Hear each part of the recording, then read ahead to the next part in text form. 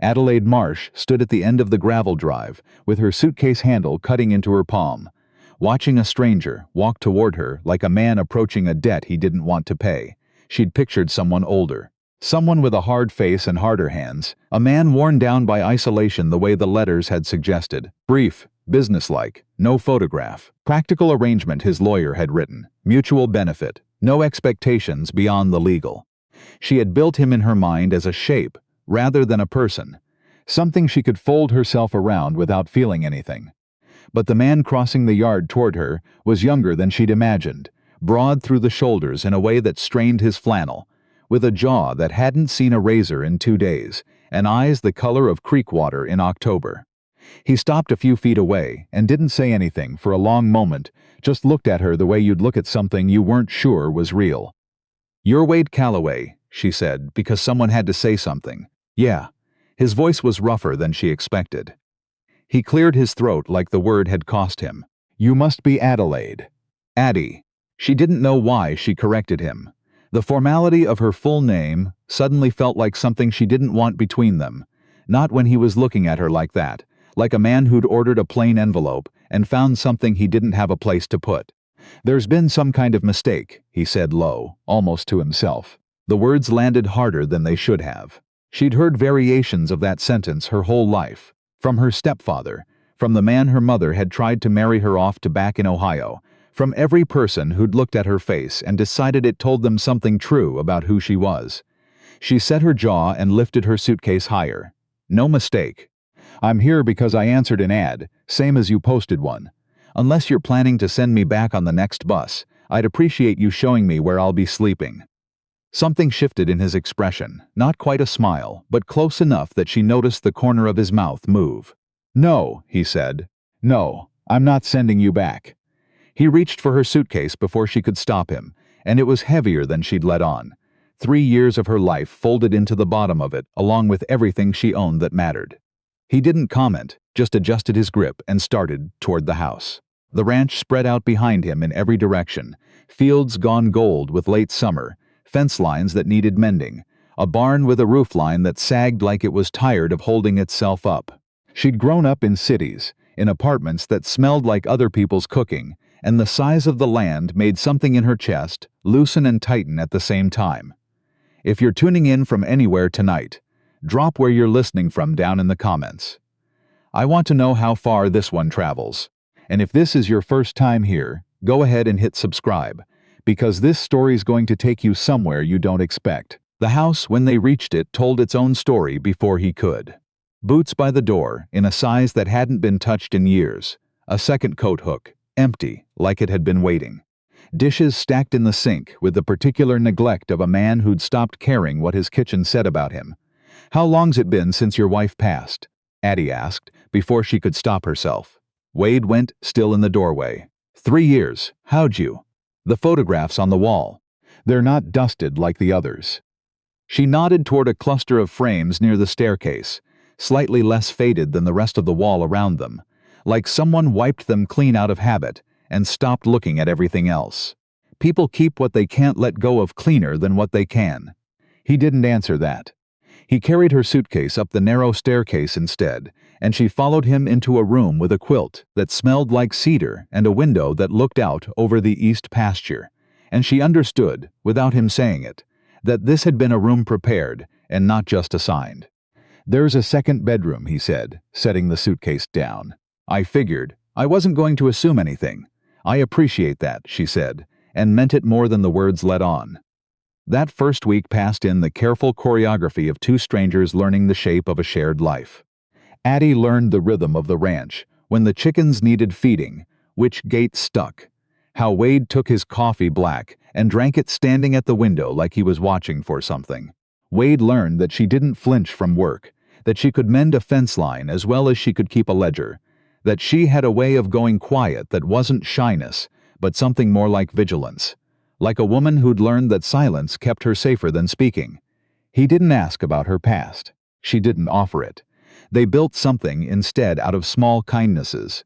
Him leaving the porch light on when she stayed up late with the account books. Her learning to make the kind of biscuits his mother used to make. A recipe she found tucked in a drawer in handwriting she never asked about. There was a comfort in the unspoken arrangement of it. Two people circling something neither was ready to name. It was the ledgers that broke the careful quiet between them.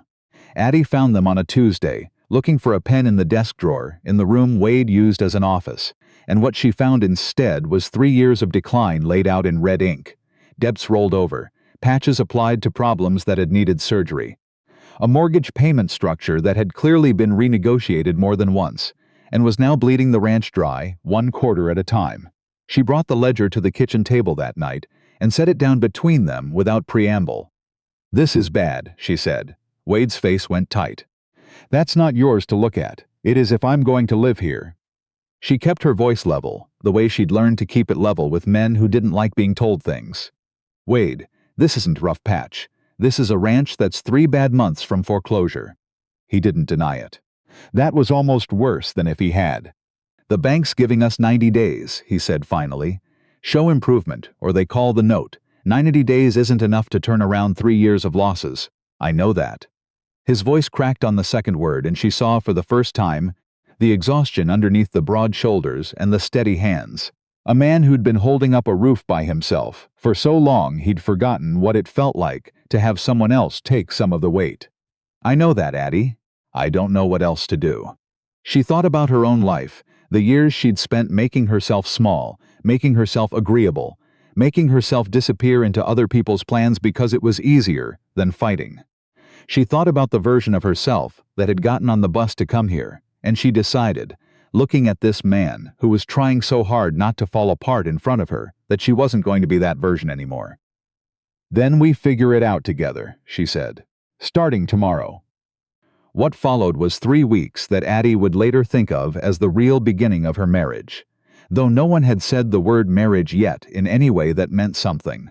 They worked the ledgers side by side at the kitchen table every night, her sharp with numbers in a way that surprised him patient in teaching her the rhythms of the land in a way that surprised her. She suggested rebranding the cattle as grass-fed and ethically raised.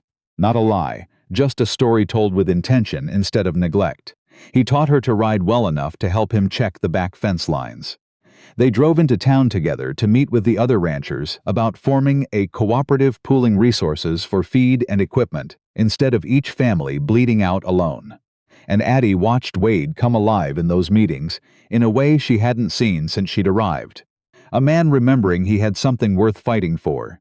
It was in the truck, driving home from one of those meetings under a sky gone the color of a bruise, that he reached over and took her hand without asking, and she let him, and neither of them said anything about it, because some things didn't need saying.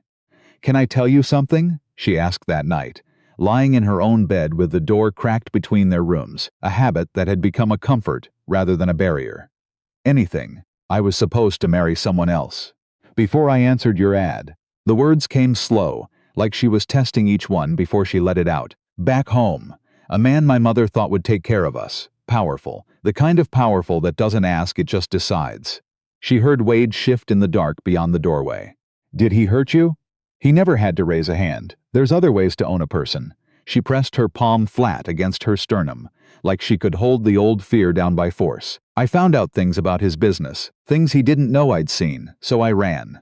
Took what I could carry, and what I knew, and I came as far west as the bus would take me, and I answered your ad because it was the most anonymous thing I could find." The silence stretched long enough that she thought maybe she'd said too much, given him a reason to reconsider every choice that had brought her into his house. Then his voice came through the dark, rough and certain. "You're safe here.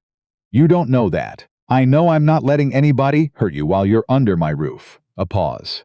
"I know that's not nothing, but it's what I've got to offer." She didn't answer. She didn't trust her voice to hold steady, but she fell asleep that night with the door open between their rooms, and for the first time in longer than she could remember, she didn't dream about looking over her shoulder. The cooperative took root faster than either of them expected. 8 ranching families pooling feed costs, sharing equipment, splitting the expense of veterinary visits that none of them could afford alone. And slowly, the red ink in Wade's ledgers began to shift toward black. A local paper ran a story about it, a heartwarming piece about a widowed rancher, and his new wife fighting back against corporate land buyers who'd been quietly picking off struggling properties in the valley. Addie sat for the interview reluctantly, smiling for a photograph she didn't want taken, telling herself it was a small risk for a story that might save the cooperative. She didn't think about who else might be reading.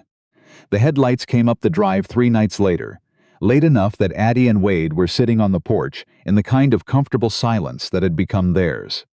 The car was unfamiliar, low and expensive in a way nothing in this valley was.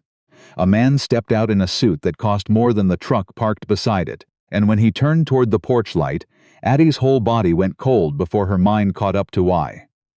"Hello, mi amor," Victor Reyes said, smiling like he hadn't just driven 3 states to find her. "Did you really think you could disappear from me forever?"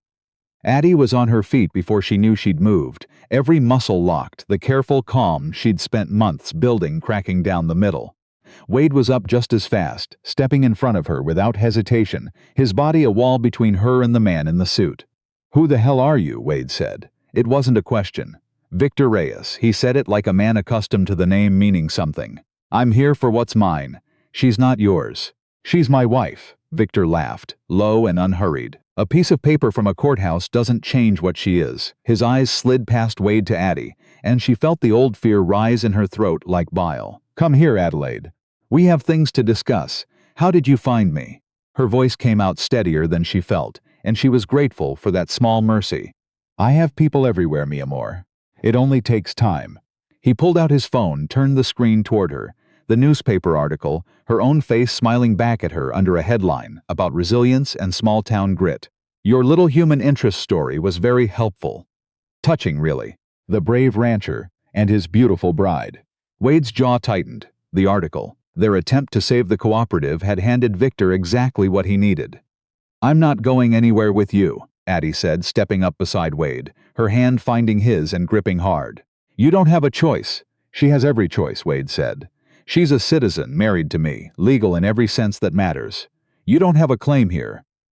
Victor's expression cooled into something uglier. "You think a marriage certificate means anything to me? One phone call reopens an investigation. One conversation with the right people, and your little farmhouse romance becomes an immigration scandal nobody walks away from clean. The investigation's closed. Investigations reopen when the right people are persuaded." Victor took a step closer, and Wade didn't move, didn't give him an inch. "Everyone has a price, Mr. Calloway. Even federal agents. Here's what's going to happen. Adelaide comes with me tonight, willingly, or I take apart everything you've built. Your ranch, your cooperative of well-meaning farmers, your reputation. All of it.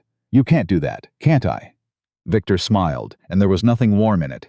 "I have business partners who would make the man buying up land in this valley look like a child playing at commerce. In fact, he works for me, has for over a year." Did you really think a corporate buyout campaign in a valley this small was a coincidence? The revelation hit like a physical blow. The land buyer who'd been pressuring the ranchers, the mysterious capital behind the offers nobody could refuse. All of it traced back to the man standing in Wade's driveway. Addie's stomach dropped. "You're behind the buyouts, I'm behind a great many things." Victor's eyes found hers again, harder now. "When you ran, you took something of mine. Records, documentation of business arrangements I'd rather keep private. I want them back." "I don't have it anymore," Addie said.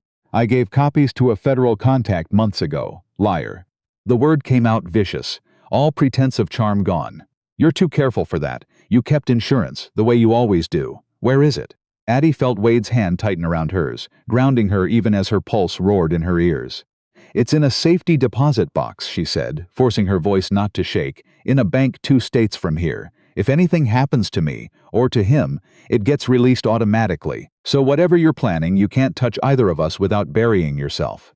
Victor's eyes narrowed, calculating. "You're bluffing. Try me," Addie said, and for the first time in years, she meant it without fear underneath the words. For a long, terrible moment, nobody moved. Then Victor's hand drifted toward his jacket, slow and deliberate, and Wade shifted his weight, putting himself fully between the gesture and Addie's body. "Don't," Wade said. Voice gone deadly quiet. "Whatever you're thinking about doing, and don't. You'll fight me?" Victor's laugh was thin now, brittle at the edges. "You're a rancher, not a soldier." "Try me," Wade said. echoing her words back at the man, and something about the two of them standing together, unmoved, seemed to finally register with Victor, that he'd driven into a fight he hadn't fully accounted for. It was the sound of an engine that broke the standoff, a truck coming up the long drive, headlights sweeping across the yard, followed by another and another. Word traveled fast in a valley built on a cooperative. Wade had texted the group chat the second Victor's car appeared, a single line, "Trouble at the house, need eyes," and half the families in the cooperative had dropped what they were doing and come. Victor's composure cracked for the first time as 4 trucks rolled to a stop in the yard, ranchers climbing out with the particular stillness of men who didn't need to raise their voices to make a point. Among them, Addie recognized Earl Petrosky, the cooperative's unofficial elder, a shotgun resting easy in the crook of his arm, not raised, not aimed, just present. "Everything all right out here, Wade?" Earl asked in the tone of a man who already knew the answer was no. "This man was just leaving," Wade said.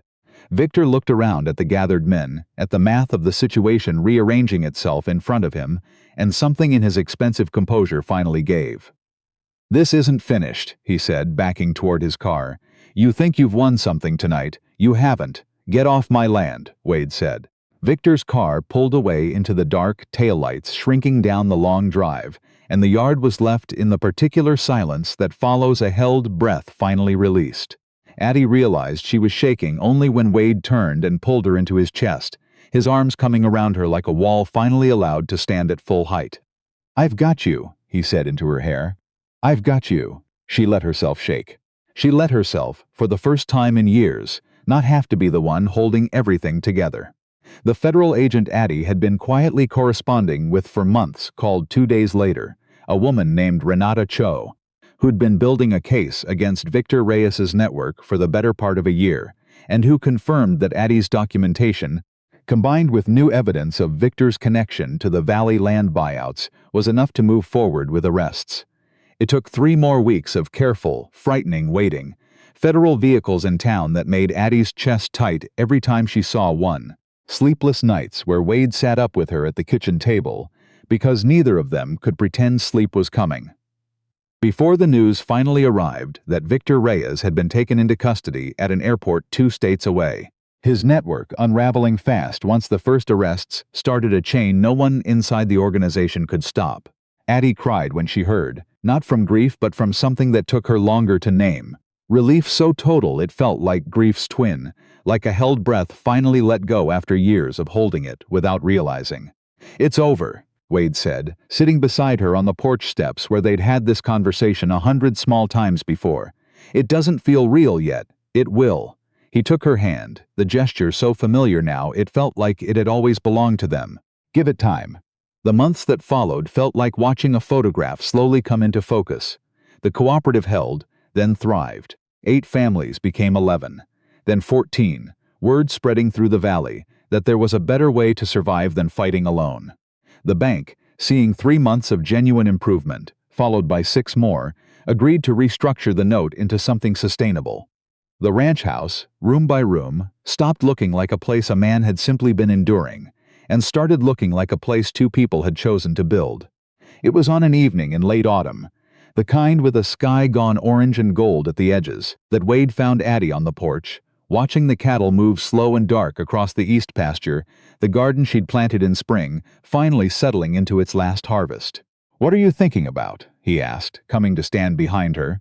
"The first day.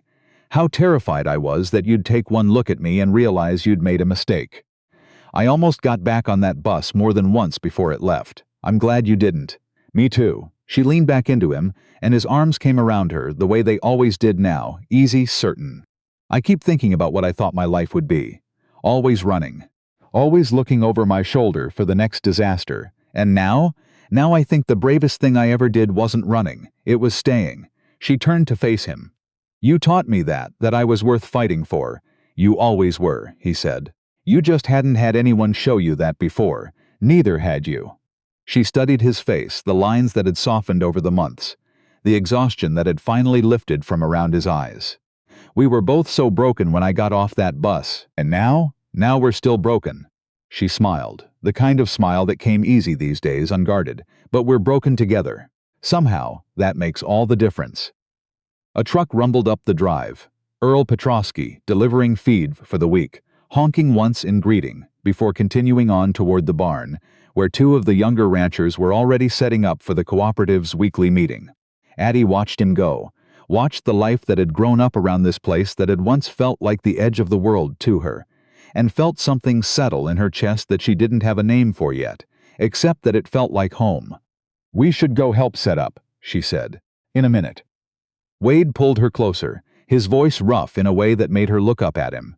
"I want to tell you something first." "What?" "Thank you for getting off that bus, for staying when it would have been easier to leave, for fighting beside me when you didn't owe me anything." His voice caught.